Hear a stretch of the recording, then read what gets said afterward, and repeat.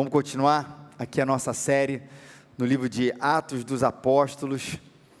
A gente está fazendo aqui uma série nesse livro já há algum tempo. A gente falou da questão da igreja e agora entramos num livro que fala sobre a igreja, né? Que é o desenvolvimento da igreja após ali a vinda de Jesus, ou após a ascensão, na verdade, de Jesus Cristo aos céus. Ele deixa ali a sua igreja, os apóstolos, enfim, como é que esse desenvolvimento acontece. Esse sermão, ele na verdade é a segunda parte, né? A gente leu Atos 2, era de 14 a 36, mas a gente conseguiu ali fazer só até o verso 21, e a gente vai continuar a partir do verso 22, mas eu vou pedir para a gente reler desde o 14, tá, Maíra?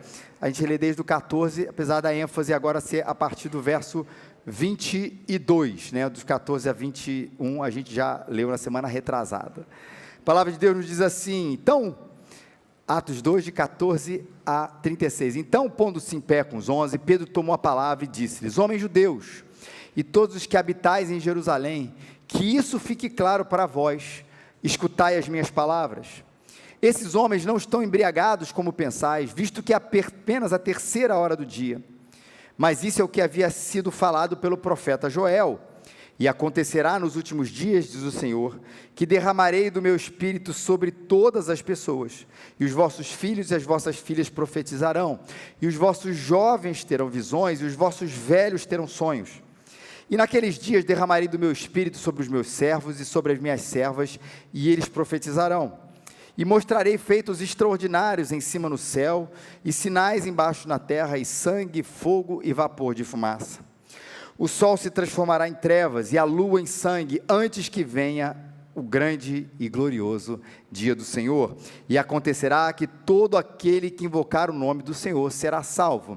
Só recapitulando aqui, que a gente fez o sermão 2 semanas atrás, isso tudo era, Pedro está falando da profecia de um profeta chamado Joel, lá no Antigo Testamento, a primeira parte da Bíblia, onde Deus havia falado que um dia derramaria o seu espírito sobre toda a carne, e haveria ali os sinais, e esse momento acontece ali, e é Pedro explicando o derramamento do Espírito em Atos capítulo 2, né, que as pessoas começaram a falar em outros idiomas, em umas línguas estrangeiras, ficou, o que é isso? Né? O pessoal está embriagado? Não, ele falou, foi o que estava acontecido, a promessa da descida do Espírito Santo, desde lá do profeta Joel, estava dito. Então é isso aí no super resumo. E aí o texto continua, que é a nossa ênfase hoje. Homens israelitas, escutai essas palavras, Jesus o Nazareno, homem aprovado por Deus, entre vós com milagres, feitos extraordinários, e sinais que Deus realizou entre vós por meio dele, como bem sabeis. Ele que foi entregue pelo conselho determinado e pela presciência de Deus, vós o matastes, crucificando-o pelas mãos de ímpios. E Deus o ressuscitou, quebrando as algemas da morte, pois não era possível que fosse detido por ela. Pois Davi fala sobre isso, eu sempre vi o Senhor diante de mim, pois está à minha direita, para que eu não seja abalado. Por isso o meu coração se alegrou, e a minha língua exultou, e além disso o meu corpo repousará em esperança, pois não deixarás a minha vida no túmulo, nem permitirás que o teu santo sofra deterioração. Fizeste-me conhecer os caminhos da vida, tu me encherás de alegria na tua presença. Irmãos, concedei-me dizer com clareza, que o patriarca Davi morreu, e foi sepultado, e o seu túmulo está até hoje entre nós. Sendo ele profeta, e sabendo que Deus havia prometido com juramento, que fariam dos seus descendentes assentar-se no seu trono, Davi previu isso, e falou da ressurreição de Cristo, cuja vida não foi deixada no túmulo, e cuja carne não sofreu deterioração. Foi a este Jesus que Deus ressuscitou, e todos somos testemunhas disso. Portanto, exaltado à direita de Deus, e tendo recebido do Pai a promessa do Espírito Santo, derramou o que agora vedes e ouvis.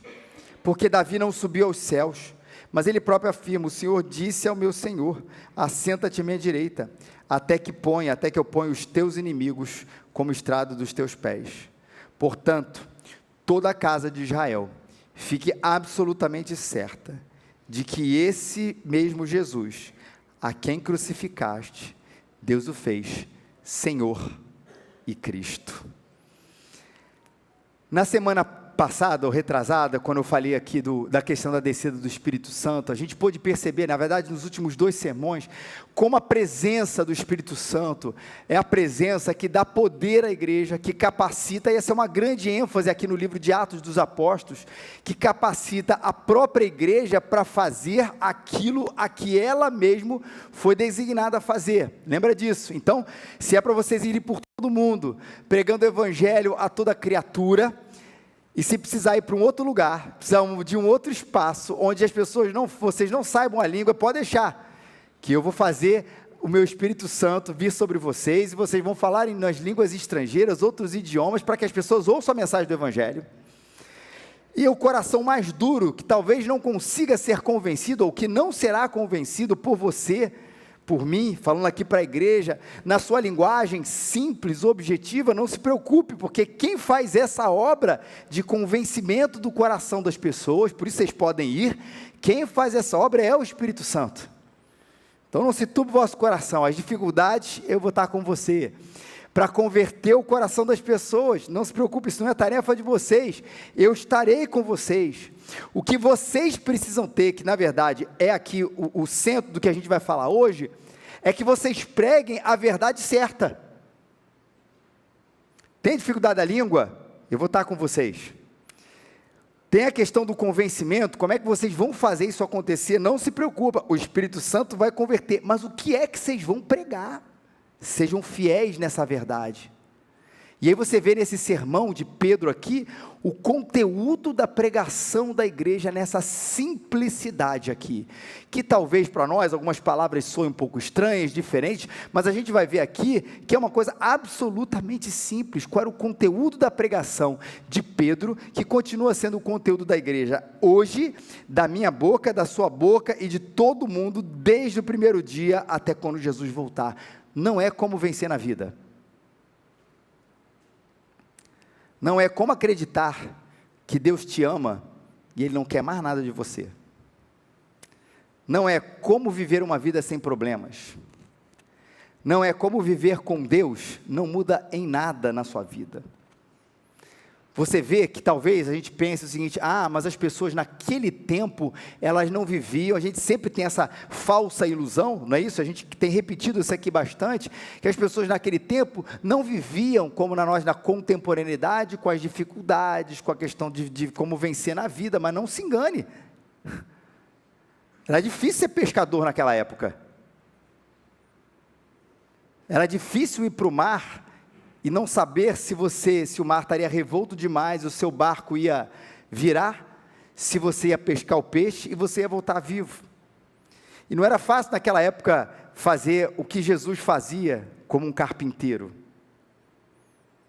Ou Jesus fazia lá seus objetos da carpintaria e quando botava para vender, todo mundo comprava e era tranquilo.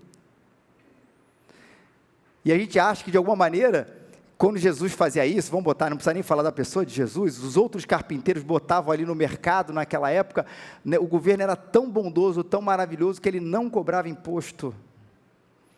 E que o governo era tão bondoso e tão maravilhoso, que não tinha naquela época corrupção para cobrar impostos que não estavam nem devidos. É uma ilusão que a gente tem de que existia um mundo, aí sim, claro, sem trânsito, sem a poluição que a gente vive, sem a questão sonora, mas com as mesmas dificuldades que a humanidade enfrenta desde que o mundo é mundo. O que eu quero dizer com isso, gente? É que desde aquela época, a mensagem como vencer na vida, ela seria muito popular. Como você pode resolver todos os seus problemas, como viver com Deus, de maneira que você pare de sofrer, ou como você conhecer um Deus que na verdade só quer que mostrar o seu amor e a sua vida não precisa ser mudada. As pessoas tinham as mesmas objeções, tanto é que muitas vezes quando ouviram Jesus, alguns deixaram as redes e o seguiram, e outros ao ouvirem a Jesus, viraram as costas para ele, tal a dureza do seu discurso. E num contexto humano, onde vários conteúdos naquela época e hoje seriam muito mais populares, o óbvio continua precisando ser dito. A igreja fala, proclama, anuncia Jesus Cristo. Esse é o objetivo dela.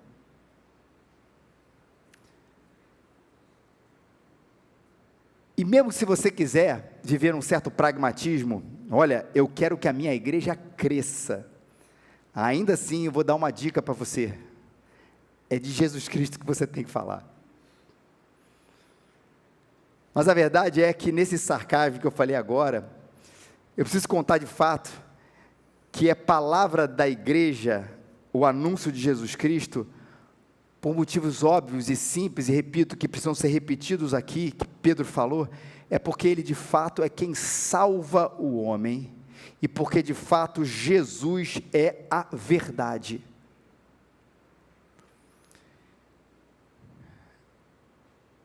E ele apela aqui para os seus ouvintes, nesse momento, Pedro, para verem como Jesus era de fato o Filho de Deus.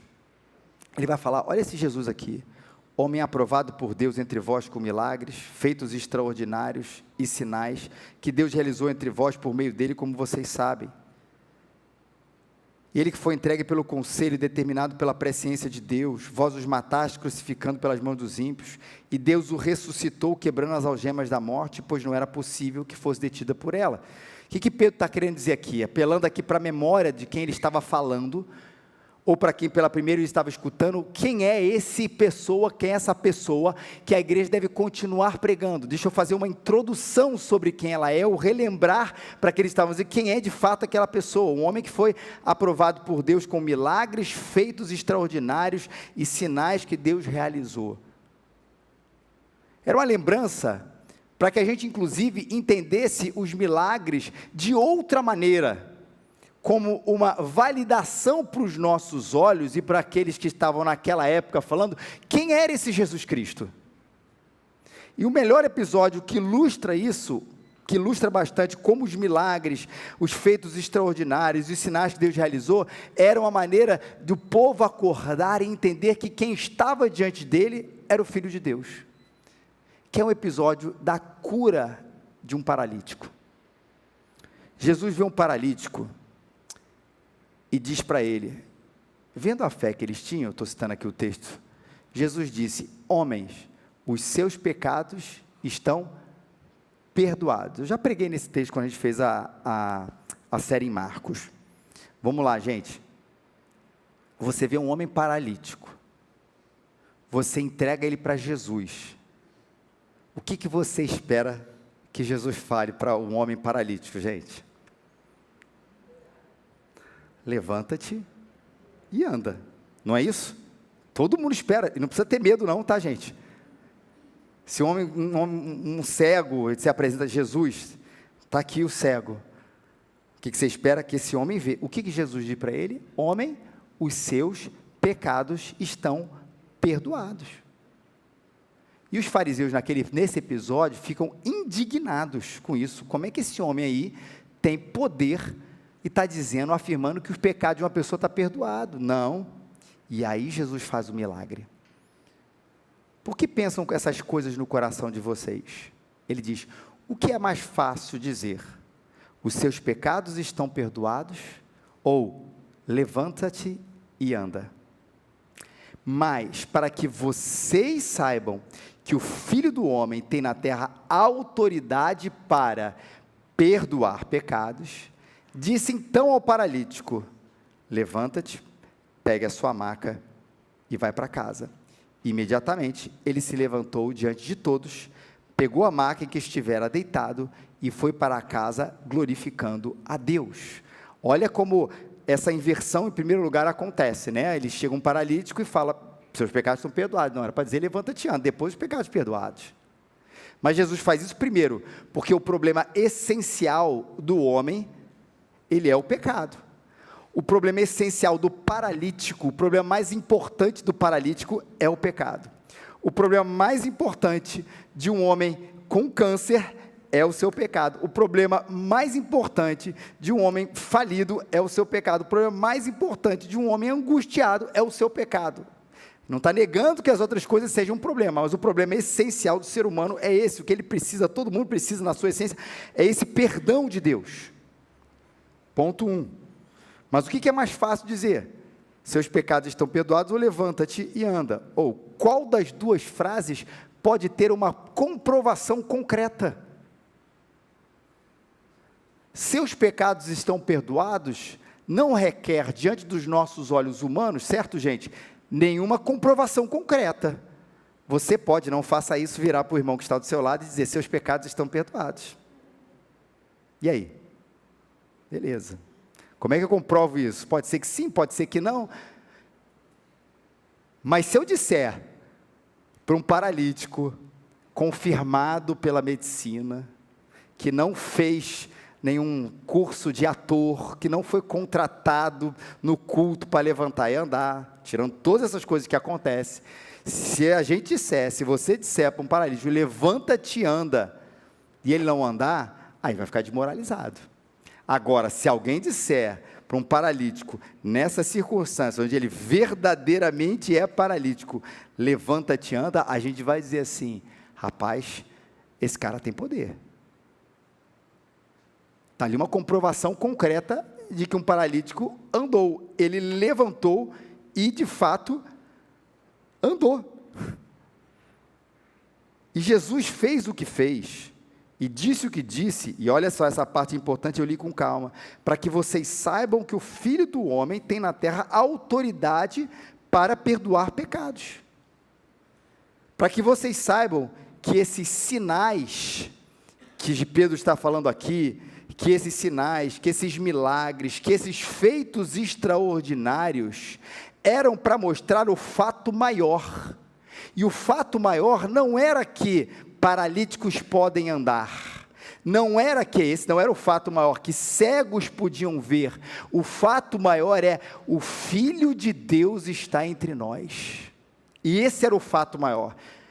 Veja, sempre importante, não estamos negando que todas essas coisas acontecerem, e não estamos negando que essas coisas ainda podem acontecer, porque podem, mas todas elas estavam apontando para o fato maior, que era o povo soubesse que diante dele, não estava um homem comum, não estava um simples profeta, não estava um homem simpático e carismático, mas estava diante deles o Filho de Deus.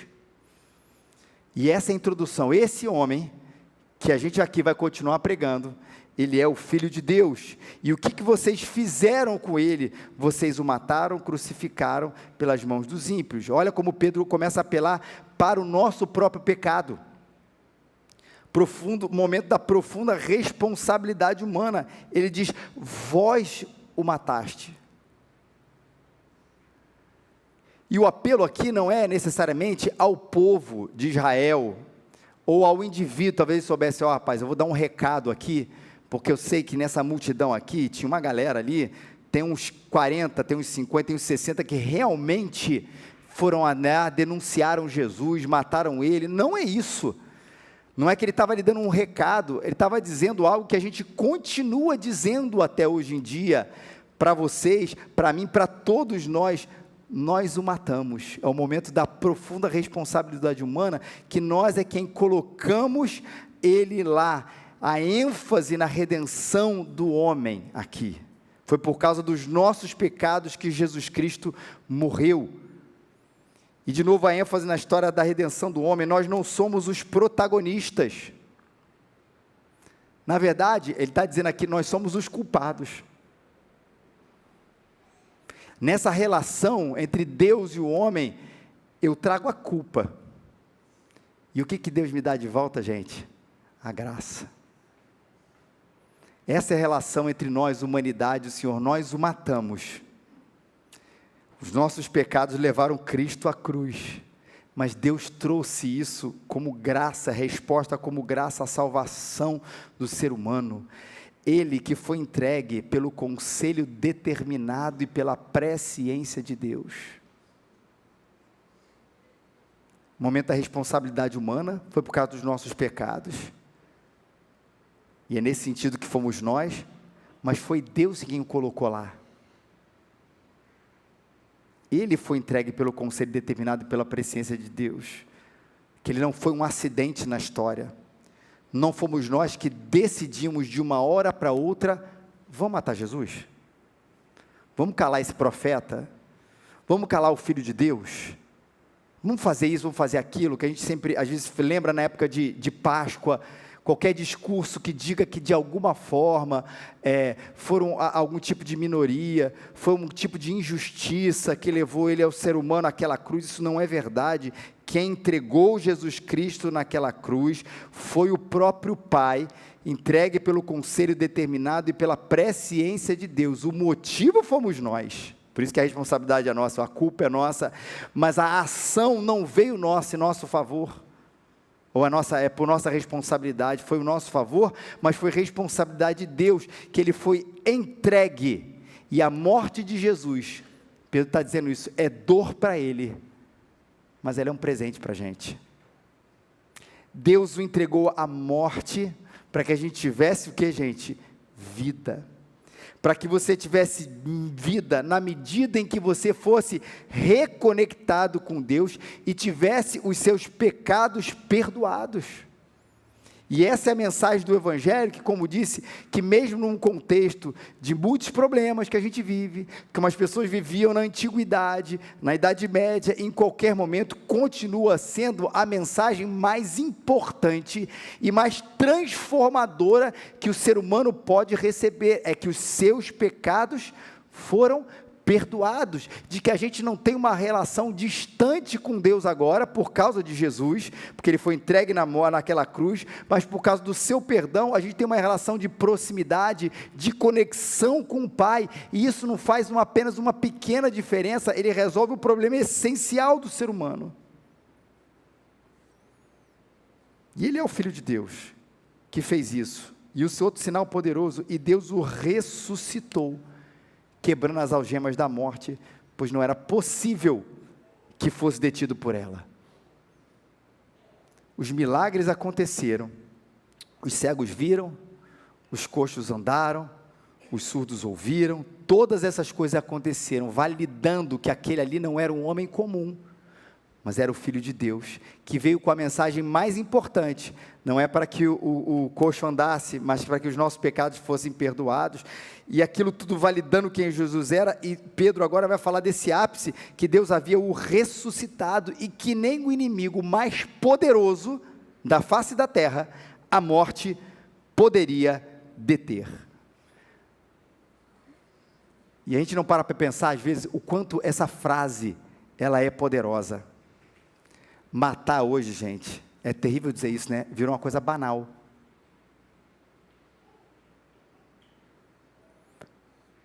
A gente ouve sobre morte e a gente vê sobre morte todos os dias, com a banalidade que a gente escuta sobre uma notícia boba, simples do nosso dia a dia. Não é essa a realidade que a gente vive, não é só na nossa cidade, nem só no país, mas no mundo. A morte ficou uma coisa banal. E por favor, vou falar uma coisa que não me enxergue como psicopata, nada parecido, mas matar acaba com muito problema. Estou com uma dívida aqui com a pessoa. Se eu mato essa pessoa, a minha dívida acaba. É assim que muita gente resolve o problema.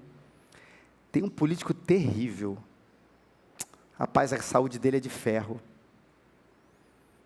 Ele parece até estar novo. Mas se a gente matar ele, ele não governa mais cidade, o estado, o país.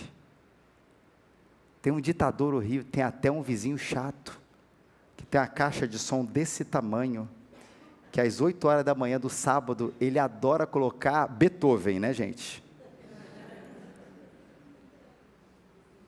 A morte acaba com muito problema. E tentaram fazer isso com Jesus. O problema que é de fato definitivo, você matou, acabou o problema. Ela é poderosa nesse sentido e nesse nível.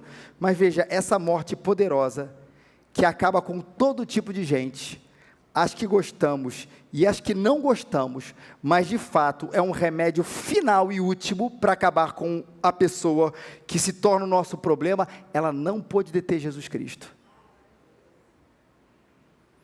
pode matar Jesus 10 vezes, ele vai ressuscitar.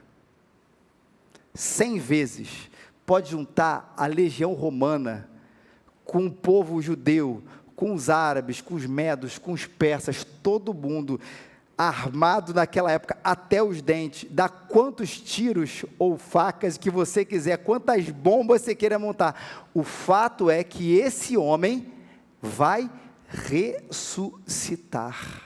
Ou seja, aquilo que de mais vil e mais poderoso que nós, como ser humano, podemos fazer para acabar com Jesus, não era eficaz para acabar com ele, porque ele era, é e continua sendo maior do que a morte. E a ressurreição dele, que garante em nós a vida. A gente confia nesse Deus, que nem aquilo de mais poderoso que a humanidade se juntando pode fazer, pode acabar com ele. E aí Pedro começa a apelar aqui para a memória e a comparação com outro grande rei daquela época, ou na verdade um grande rei do povo judeu, que é o rei Davi. E é estranho para a gente, porque a gente não tem muitos, pelo menos no nosso país, mas em outras nações tem, a gente não tem muito herói político, né, gente? Mas para eles sim, Davi era o grande exemplo que eles tinham, que o povo de Israel tinha, como aquele rei que conquistou as maiores terras, aquela história, na época do reinado de Davi, aquilo que era bom, na época do reinado de Davi, que aquela paz aconteceu, na época do reinado de Davi, que a gente tinha aquela prosperidade, na época do reinado de Davi, que o nosso território se estendeu. Pensa nesse tipo de lembrança que estava ali na cabeça deles, quando eles pensavam em Davi. Aí Pedro vai fazer uma comparação com um grande herói político nacional daquela época. Pois Davi fala sobre isso: eu sempre vi o Senhor diante de mim, pois está à minha direita, para que eu não seja abalado. Por isso meu coração se alegrou e minha língua exaltou. E além disso, meu corpo repousará em esperança, pois não deixarás a minha vida no túmulo, nem permitirás que o teu santo sofra deteriorização. Que Pedro está falando? Pedro está citando aqui o Salmo 16, de 8 a 11, para falar sobre a perspectiva de Davi, onde em algum momento ele vai falar de si. Eu sempre vi o Senhor diante de mim, está à minha direita, para que eu não seja abalado, por isso meu coração alegrou, minha língua exultou, e além disso meu corpo repousará em esperança, pois não deixará minha vida no túmulo. O grande herói vê como Deus, como a sua proteção. O grande herói ali do povo de Israel fez com que Davi, como um todo, né, Davi, se alegrasse em Deus sobremaneira. Deus era a confiança de Davi, Deus o protegia, Davi se alegrava nele, e até mesmo na morte ele estava protegido fisicamente. Ele vai depositar sua esperança em Deus, e eis o motivo: ele não me abandonará na sepultura. Nem na sepultura o Senhor vai me abandonar. Esse é o Deus que eu sirvo. Mas Davi muda a pessoa, e é isso que Pedro vai dizer aqui: nem permitirás que o teu santo sofra deteriorização. Davi estava nesse momento parando de falar de si mesmo. O grande herói começa a falar, o grande rei começa a falar sobre o rei maior, aquele que não sofreria deteriorização, porque ele iria ressuscitar. E Pedro explica isso. Davi previu isso, e ele nesse texto falou da ressurreição de Cristo, cuja vida não foi deixada no túmulo, verso 31, e cuja carne não sofreu deteriorização. Nesse versículo, Davi está falando do grande tema aqui do Antigo Testamento, que não é sobre os grandes heróis, gente, mas como homens comuns, usados por Deus, apontaram para alguém muito, muito, muito, muito maior para que eles do que viria no futuro. É como se o livro do Antigo Testamento fosse ali para o povo um grande álbum de figurinhas, onde ele olhasse os grandes reis, os grandes profetas, os grandes homens, as grandes mulheres, aqueles grandes personagens, e eles naquele momento entendessem que aqueles grandes personagens não eram nada comparado àquele grande personagem que era o Filho de Deus, a quem eles estavam apontando. Está vendo esse grande Davi? Esse grande rei, esse cara que mudou a situação de Israel, que fez aqui, a nossa economia bombar, a nossa segurança ser maravilhosa, a gente tem um comércio incrível aqui. Vamos ver lá onde ele está. Vem comigo.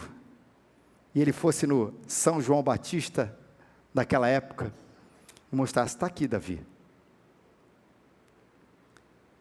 Davi morreu, e cuidado por Deus, mas ele disse, um dia haveria de vir um rei, que a gente não iria visitar o seu túmulo.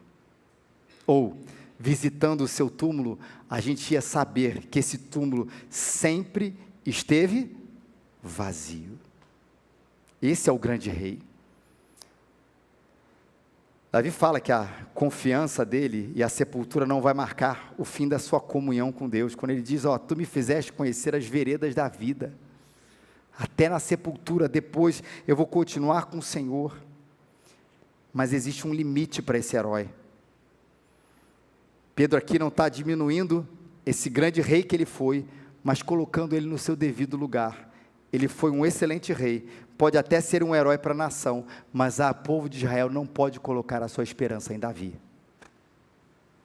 O povo de Israel não podia colocar a sua esperança em Elias, em Salomão, em Abraão, Isaac, Abraão, Isaac e Jacó, e nem nós, que somos o novo Israel de Deus, podemos colocar a nossa esperança em nenhum Davi.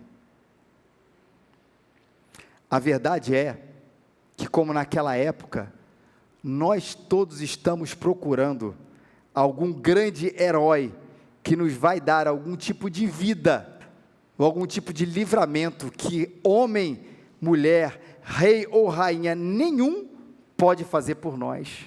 E o que Pedro está dizendo é que existe de fato um herói, um rei, um salvador que pode fazer essas coisas por nós. E para acreditar que ele não é um homem comum, veja os milagres que ele fez, veja o que ele realizou, veja a sua ressurreição, veja que o seu túmulo foi o único que ficou verdadeiramente vazio, todos os outros em algum momento se tornaram uma poeira, absolutamente nada. Deus o fez Senhor e Cristo. Esse Deus o fez Senhor e Cristo. Duas palavras que fazem toda a diferença. Davi, ou qualquer outro herói que a gente tenha, que a gente possa ter esperança, a gente vai poder, se não hoje, visitar o seu túmulo. Esse herói, essa pessoa, esse redentor que a gente tem na nossa alma, a gente sabe que ele é uma pessoa falha, mas não Jesus Cristo, que foi feito Senhor e Cristo. Essas palavrinhas essenciais aqui para entender essa pessoa. O Filho de Deus, o Todo-Poderoso, que foi ressuscitado, que venceu o inimigo mais poderoso, ele é Senhor. Em primeiro lugar, esse ponto, a gente não coloca Jesus como Senhor. A gente reconhece Ele Senhor sobre todas as coisas. Jesus não precisa de voto da humanidade. Será que Ele é Senhor? Vamos fazer aqui uma enquete, para ver se a gente continua colocando Jesus aqui no trono, para ver se Ele ganha a eleição da humanidade. A gente não precisa fazer isso, porque esse é um título que Ele tem, e não precisa perguntar para ninguém. O que a gente precisa na nossa vida é reconhecer que esse de fato é Jesus Cristo. Como a gente sempre repita, não é apenas um grande profeta, um cara gente boa, uma pessoa que esteve aqui na humanidade, usando sandália de dedo, uma roupa meio estranha, que falou, ame-se uns aos outros. Não, esse não é a pessoa de Jesus Cristo. Ele é o Senhor sobre todas as coisas. Por isso que a Bíblia diz que todas as pessoas um dia vão se dobrar diante dele. Filipenses 3, de 9 a 11, Paulo vai dizer, pelo que também Deus o exaltou sobremaneira, Ele deu o nome que está acima de todo nome, para que ao nome de Jesus se dobre todo o joelho, nos céus, na terra e debaixo da terra, e toda língua confesse que Jesus Cristo é Senhor, para a glória de Deus o Pai. Quem um dia tem poder de, por uma só palavra, fazer com que, sem arma nenhuma humana, que todo o joelho da humanidade se dobra e reconheça que Ele é Rei? É o Filho de Deus, é o dono de todas as coisas. E Paulo vai falar nesse texto de Filipenses que todos um dia vão reconhecer isso. Isso não quer dizer que todo mundo vai ser salvo. Às vezes algumas pessoas usam esse texto para dizer assim, olha, está vendo? Todo mundo vai ser salvo, porque um dia todo joelho vai se dobrar nos céus, na terra e debaixo da terra, e vai confessar que Jesus Cristo é Senhor. É verdade. Só que uns vão reconhecer para a salvação, e outros vão reconhecer para a perdição. Todos um dia reconhecerão e se dobrarão diante daquele que é de fato o Rei sobre todas as coisas. Mas alguns, para a salvação, eu reconheço e me submeto, e outros eu reconheço, mas já foi tarde demais. Para um Jesus que é rei, como eu falei, sobre todas as coisas, e Paulo vai descrever também essa pessoa, que não é esse profeta gentileza. Deus que atua em Cristo, Efésios 1, ressuscitando dentre os mortos, fazendo sentar à sua direita nos céus, onde Ele está sentado governando sobre todas as coisas, muito acima de todo principado, de toda autoridade, de todo poder, domínio e de todo nome que possa ser pronunciado, não só nesta era, mas também na vindoura. Paulo já está dizendo aqui, olha, ele não é o rei sobre as coisas que a gente está vendo aqui, sobre o César que a gente está vendo, é agora e em qualquer era, esse Deus, esse Jesus Cristo está acima de todas essas coisas, e Ele sujeitou, verso 22 de Efésios 1, todas as coisas debaixo dos seus pés, todas as coisas debaixo dos seus pés, para que seja a cabeça sobre todas as coisas, e o deu à igreja, que é seu corpo, a plenitude daquele que preenche tudo em todas as coisas. E é isso que a humanidade precisa reconhecer. Esse mundo não nos pertence. Nós moramos de aluguel aqui, gente. Ele tem um dono, tem um Senhor, que deseja que todas as coisas que são deles e que foram criadas por Ele, sejam feitas para Ele, já que Ele mesmo as fez. E que esse Rei, esse dono, esse Senhor, dono de todas as coisas, nos deu a graça de nos render a esse domínio, reconhecendo quem Ele é. Ele dá esse presente para a gente. Eu reconheço que Ele é Senhor, a graça que a gente tem de se curvar na sua presença, de um Deus que nos atrai à sua presença. E é maravilhoso que esse domínio que é dele, pertence ao Senhor, o que Ele faz com o nosso coração, não é o domínio de um senhor que faz sobre um escravo, que diz, olha, você é meu, agora trabalha para mim. Eu não quero, não te perguntei se eu não quero, você agora é meu escravo. A relação de escravidão é essa. O que Deus nos faz é reconhecer, fazendo que nós sejamos seus filhos, onde o nosso coração é transformado, para que a gente deseje servir o Rei, para que a gente ame servir o Rei, para que a gente olhe para o Rei soberano, não com medo, sim, temor, porque Ele é o dono de todas as coisas, mas olhe para Ele e diga que Ele é nosso Pai. Olha que coisa tremenda, gente. O Senhor sobre todas as coisas nos atrai, não no poder da força, mas pelo Espírito Santo, para que o nosso coração, atraído na sua presença, reconheça, Tu és o Senhor sobre todas as coisas, e eu me rendo a Ti, por amor. Ele é o Cristo, Ele é o Senhor, e a segunda palavra aqui, Ele é o Cristo, Ele é o Messias, Ele é ungido, Ele é o prometido, para usar uma palavra aplicando mais contemporânea, Ele é a nossa esperança. E aí é tão importante a gente colocar a nossa fé nele, porque Ele é a esperança de quem ainda confia nos governos. Ele é a esperança de quem ainda crê que esse mundo vai suprir todas as nossas carências. Ele é a esperança de que existe um amor que nós ainda não temos, que vai nos dar o que queremos, e nós procuramos de casa em casa, de porta em porta, mas Ele é a nossa esperança, porque esse amor se encontra nele. Quando a gente crê em Jesus Cristo, essa nossa esperança, nós sabemos que nós temos nele a nossa satisfação. Ele é o Messias, o prometido, a esperança de quem de fato espera para que dias melhores venham, para que uma vida transformada aconteça, para que o nosso coração seja suprido. Por isso, gente, a igreja nunca vai poder abrir mão dessa mensagem.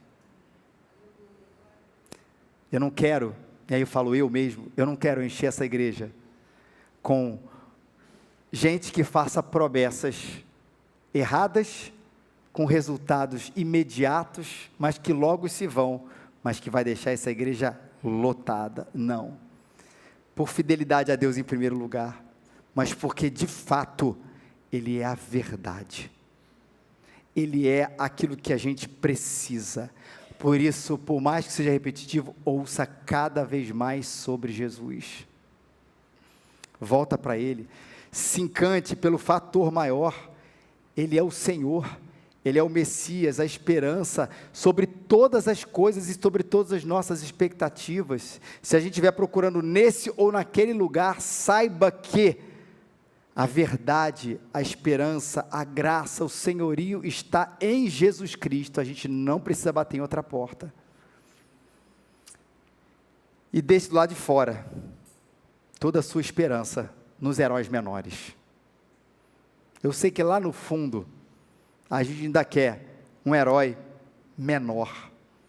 E a gente se encanta para que esse herói venha e venha nos salvar dos nossos perigos. Não se encante por eles. Assim como o povo de Israel não precisava se encantar tanto por Davi, ainda que ele tenha feito bem. Mas saiba que Jesus é o que vai dar o que nós precisamos. É a confiança nele que a gente precisa aumentar. É a rendição a Ele que a gente precisa viver.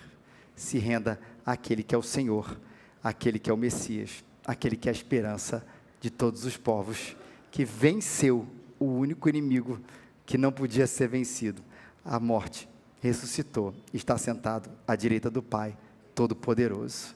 É esse que a gente adora, é esse que a gente se rende.